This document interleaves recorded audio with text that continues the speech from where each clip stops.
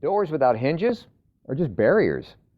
When it feels like the world's biggest, baddest bouncer is just about to show you the door, stay flexible. Flexibility is essential to get from here to there anyways. But doors without any hinges are just blockades and barriers. Let me show you the door. Ladies and gentlemen, the doors, the doors, the doors, the doors, the doors.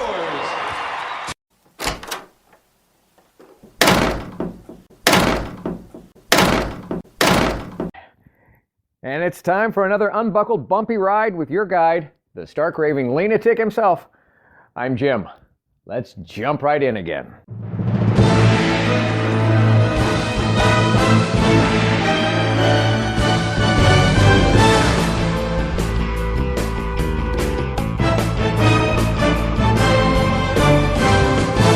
Welcome to my podcast based on my brand new book, available on Amazon, Live Life Lean, L-E-A-N.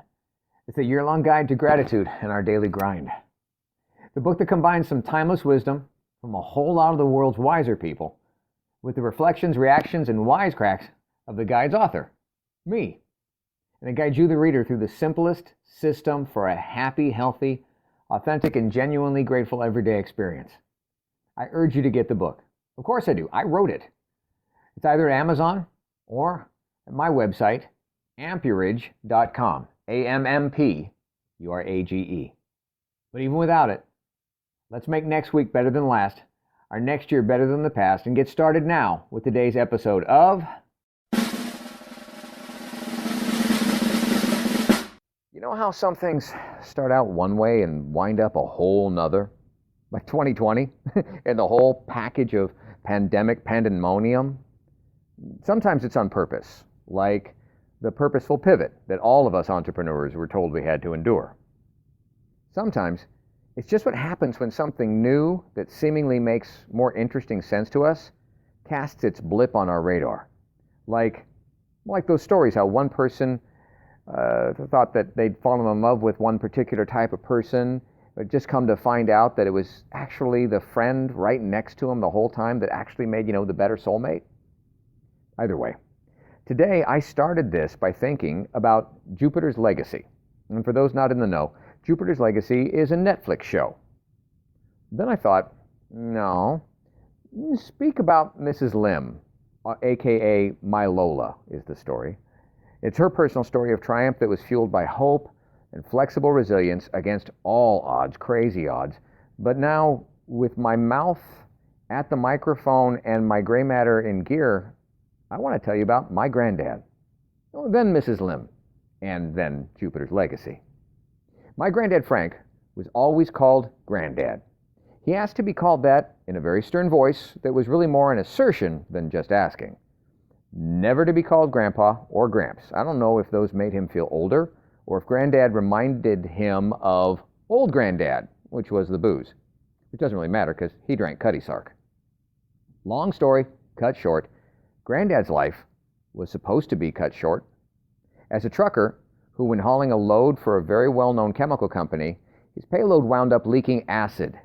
He inhaled it cross-country, and it burned out 2/3 of his lungs, leaving him with 1/3 of one lung, which was supposed to be just enough to keep him alive about 6 months.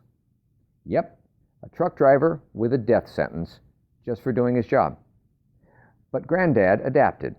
No, he didn't grow a new lung. This isn't a Darwinian evolution thing. But he did grow to appreciate from flexing, bending, and adjusting, from what you thought was going to happen, how you're going to spend your life, flexing instead to what apparently is different, but must happen as perhaps your only remaining option to live life at all, let alone lay out some legacy for loved ones. See, Granddad didn't get much money for this settlement way back in the 1970s, but it was just enough to do the one thing that kept him alive another 18 years. When he lost his lungs, he lived in Southern California, birthplace to pollution and smog alerts. So when doctors foretold of his impending doom, he just moved. Like a reverse Beverly Hillbillies thing, he left the polluted paradise of Southern California for clean air and a chance for a clean slate in Southern Oregon. some 8 miles, I think it was, from his mailbox and the general store. If he was going to die there, it wouldn't be to suffocation. Loneliness and boredom? Yeah, maybe. But dirty air? No chance. And over the next 18 years of his, and thankfully my life, Granddad taught me so much about living, and that legacy has been true riches to me. Now, let's talk about Mrs. Lim. Her story it deserves an entire podcast, just by itself, okay? Simply stated, she lost her Chinese father and Filipino mother when she was just a teen. She went on to support 3 siblings by selling fruit and fish in the marketplace. Later, she went full Mulan in World War II, cutting her hair off to pose as a boy. Her village was later slaughtered, and she was saved by a Good Samaritan soldier. Then she was shipped off to become, honestly, a maid in a rich family's home.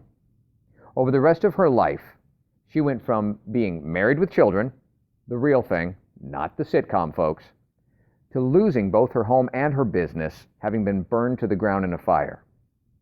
Then losing 2 of her 5 children to premature death, and no one ever plans to outlive their own children. To having medical specialists predict no less than 5 times that she was at the doorstep of death herself, only to remarkably recover each time. Eventually, she passed at the age of 80. In her final years, when someone asked her in a sit-down interview this question, what kept you going on in life with all that has happened to you?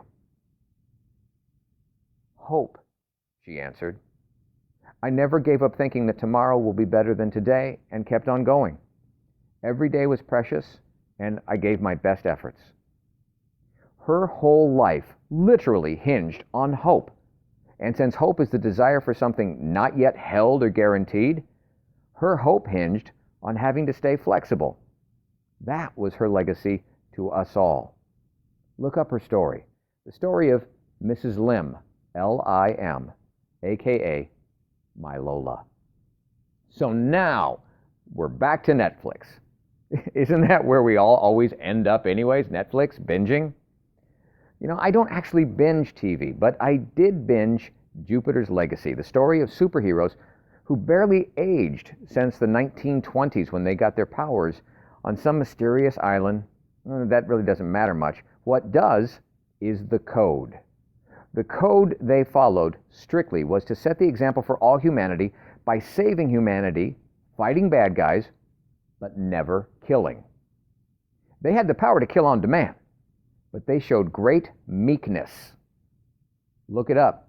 Yeah, meekness. The meek shall inherit the earth. It means strength under control. Bet you didn't know that. Anyways, it was possibly their adherence to the code not to kill that was their undoing. As villains became more super themselves, generations wrestled with old ways versus new ideas. Sound familiar? Anyways, it was their clinging to the code that was supposed to hold humanity together, that actually tore their team apart. Their leader, the Utopian, he was called, could not, would not, and said that they should not bend the rules simply because following them was too hard and too harsh.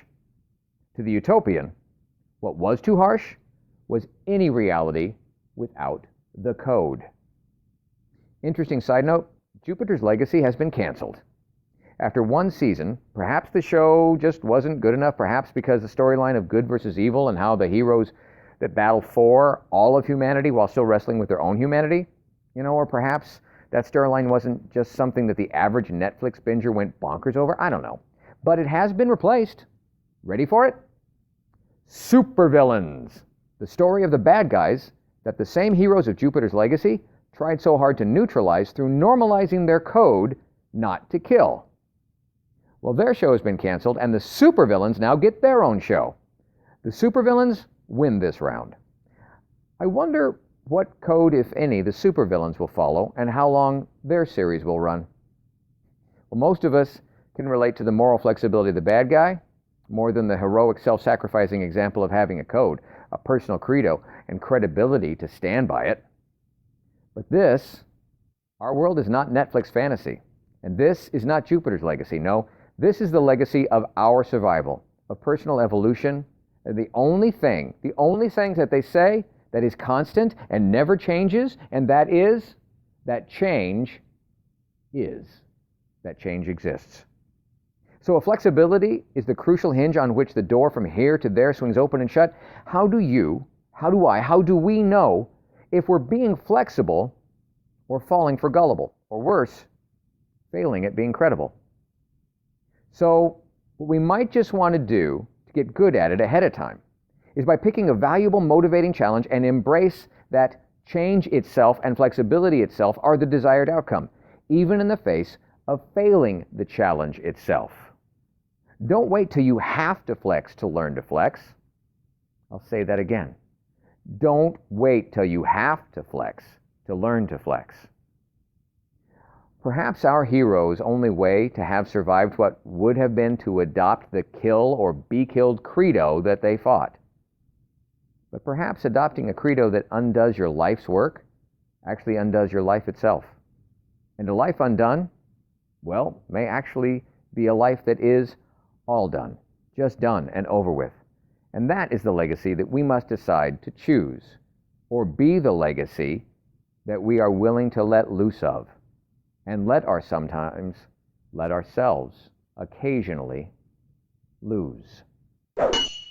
And now, more words of wisdom to wow your socks off from the Live Life Lean Guide itself. Entry from page 106. Keep away from people who try to belittle your ambitions. Small people always do that. But the really great, they will make you feel that you too can become great. Mark Twain. And the guide's point of view on this? Gravity works on both big-minded and small. It's so much easier to knock someone down from their place on high than it is to climb up there with them. But what do you think about this? Using the Live Life Lean guided system, what have you learned recently that's new and empowering? What have you earned that wasn't just easily handed to you? Where are you adding to the world that's so much bigger than you? And now, be grateful for all of that, reflect on it, respect it, and before you navigate somewhere next, like, subscribe, and share to show you care. Thank you for listening.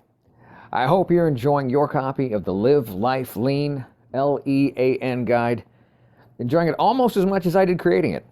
And if you don't have a copy yet, go on over to amperage.com or Amazon and get started today experiencing the amazing power of knowing every day is literally yours to be grateful about, and you need never feel unfulfilled again. I'm Jim Hall, and until next time, good health, God bless, and now go get a little dirty learning something new, earning what's not given to you, adding to this crazy world that we share, and navigating your way to something new and next.